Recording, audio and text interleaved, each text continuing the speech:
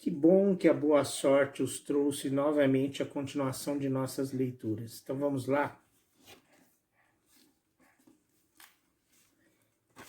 234ª noite.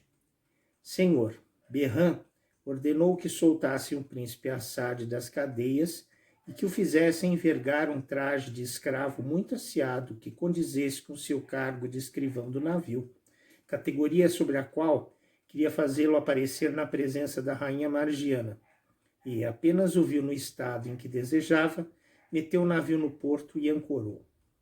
Logo que a rainha Margiana, que tinha o seu palácio nas proximidades do mar, de modo que o jardim se estendia até a praia, viu que o navio estava ancorado, mandou dizer ao capitão que lhe fosse falar, e para mais depressa satisfazer a sua curiosidade, veio esperá-lo no jardim. Berran, que esperava ser chamado, desembarcou com o príncipe Assad, depois de ter exigido dele que confirmaria que era seu escravo e seu escrivão, e foi levado à presença da rainha Margiana. Lançou-se a seus pés, e depois de lhe ter demonstrado que só a necessidade o obrigara a refugiar-se no seu porto, disse-lhe que era mercador de escravos, que Assad, que o acompanhava, era o único que lhe restava e que o conservava para servir-lhe de escrivão. Agradou Assad a rainha Margiana no mesmo instante em que o viu, e alegrou-se por saber que era escravo. Resolvida a comprá-lo por todo o preço, perguntou a Assad como se chamava. Grande rainha, replicou o príncipe Assad, com as lágrimas nos olhos. Pergunta-me, vossa majestade, o nome que dantes tinha, ou o nome que tenho hoje? Como é isso? Replicou a rainha. Tendes dois nomes? É mais que verdade, replicou Assad. Chamava-me no outro tempo Assad, felicíssimo, e hoje chama-me Motar, guardado para ser sacrificado. Margiana, que não podia penetrar o verdadeiro sentido desta resposta, aplicou-o ao estado da sua escravidão, e ao mesmo tempo conheceu que tinha viveza de espírito. Visto que sois escrivão, disse-lhe depois, não duvido que saibas escrever bem. Deixa-me ver a vossa letra. Assad, que trazia um tinteiro à cinta, afastou-se um pouco e escreveu essas sentenças relativas à sua miséria. O cego desvia-se da cova onde o avisado se deixa cair. O ignorante eleva-se às dignidades com palavras que nada significam. O sábio fica coberto de pó com toda a sua eloquência. O muçulmano está na última miséria com todas as suas riquezas. O infiel triunfa no meio das suas posses. Não se pôde esperar que as coisas mudem. É decreto do Onipotente que fiquem nesse estado. Apresentou a Assad o papel à rainha Margiana, que não admirou menos a moralidade das sentenças que a beleza da sua caligrafia. Isto bastou para abrasar-lhe o coração e movê-la a ter compaixão dele. Apenas acabou de ler, dirigiu-se a Berran. Escolhei, disse ele, ou vender-me este escravo ou dar-me de presente. Talvez acheis mais conveniente optar pelo último meio. Berran replicou com bastante insolência que não tinha escolha que fazer, que precisava do seu escravo e que queria conservá-lo. A rainha Margiana, agastada desta ousadia, não quis falar mais a Berran. Tomou o príncipe Assad pelo braço, fê-lo caminhar adiante de si e, levando-o ao seu palácio, mandou dizer a Berran que faria confiscar todas as suas fazendas e queimar o seu navio no meio do porto se nele passasse a noite. Berran foi obrigado a voltar ao navio e a mandar preparar tudo para se fazer de vela, bem que a tempestade não tivesse amainado de tudo. Rainha Margiana, depois de ter ordenado, entrando no palácio, que servissem depressa a ceia, levou Assad ao seu quarto, onde mandou aceitar-se ao seu lado. Quis Assad escusar-se, dizendo que esta honra não pertencia a um escravo.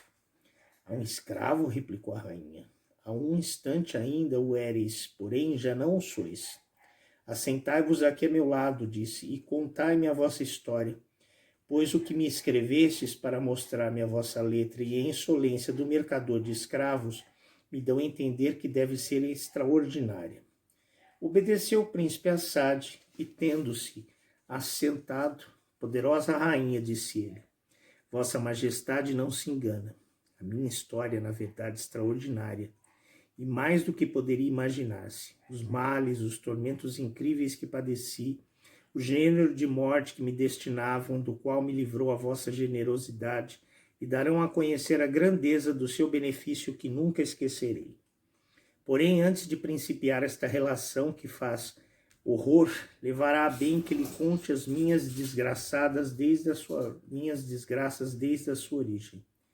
Ouvido este preâmbulo, que aumentou a curiosidade de Margiana, principiou Assad informando-a do seu nascimento real, do de seu irmão Giade, da sua amizade recíproca e da paixão abominável das suas madraças, mudada numa aversão das mais odiosas, origem do seu estranho destino. Veio depois a cólera do rei seu pai, ao modo quase milagroso da conservação de sua vida, e finalmente a perda de seu irmão e a prisão tão dilatada e tão dolorosa, de onde o fizeram sair para ser sacrificado na montanha de fogo.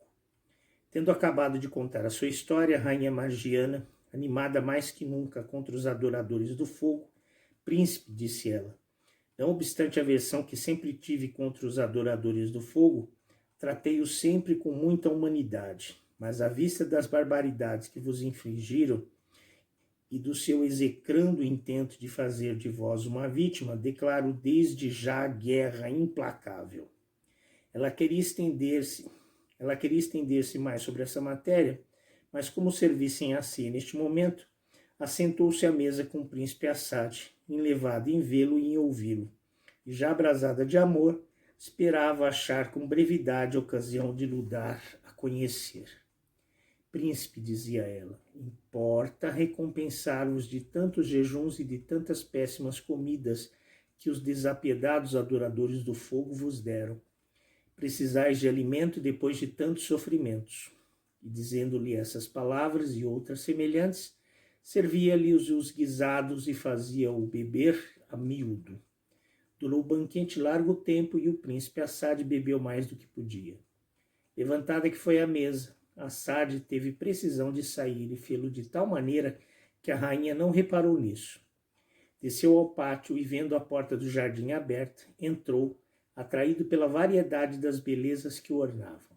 Foi finalmente ter um lago em que havia um repuxo, lavou as mãos e o rosto para refrescar-se e, querendo descansar sobre a relva que havia em volta, adormeceu. Já ia anoitecendo e Behram, que não queria dar margem a que a rainha Margiana executasse a sua ameaça, tinha já levantado âncora, com grande pesar da perda de Assad e de ficar frustrada a esperança de fazer dele um sacrifício. Procurava, todavia, consolar-se por haver cessado a tempestade e por favorecer e afastar-se da costa um vento da terra. Tendo saído do porto a bordo da sua chalupa, antes que metessem dentro do navio, disse aos marinheiros que a tripulavam: Filhos, esperai, não subais. Vou ordenar que vos deem os barris para fazer aguada e esperar-vos-ei bordejando. Os marinheiros, que não sabiam onde o poderiam fazer, quiseram recusar-se. Porém, como Behram havia falado à rainha do jardim e tinha reparado no lago, ide, aportar diante do jardim do palácio, replicou ele. Passai por cima do muro, que não é alto, e podereis fazer aguada suficiente no lago que está no meio do jardim. Nossa! Foram os marinheiros aportar no ponto que Behram lhes indicara. E depois de ao desembarcar, porém, cada qual o seu barril aos ombros, passaram facilmente por cima do muro. Ao aproximar-se do lago, como avistasse um homem que dormia na borda, chegaram-se devagarinho e o reconheceram por Assad. Dividiram-se enquanto uns enchiam os barris com a menor bulha que lhes foi possível, os outros cercavam Assad e observavam-no.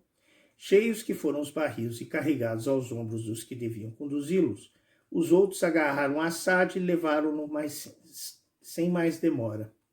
Passaram-no por cima do muro, embarcaram-no com os barris e transportaram-no ao navio, remando com toda a força. Estando perto do navio, capitão, clamaram eles, dando gritos de alegria, mandai tocar as vossas charamelas e tambores, trazemos o vosso escravo. Behram, que não podia compreender como seus marinheiros encontraram e prenderam o Assad, e não podia também vê-lo na charupa em razão da noite, esperou com impaciência que tivessem subido ao navio para lhes perguntar o que queriam dizer, mas vendo-o na sua presença, não conteve alegria, e sem se informar como se houveram para fazer tão bela presa, tornou a pô-lo a ferros, depois do que mandou içar a chalupa e largar as velas, tomando a derrota da Montanha do Fogo. Não disse mais a sultana. Prosseguiu na noite seguinte e disse ao sultão das Índias: depois de tanta sorte, a Sade caiu novamente nas mãos dos adoradores do fogo. Será que a rainha Margiana sentirá sua falta? E o que fará ela? Veremos na continuação dessa história amanhã. Aguardo todos vocês. Alabei.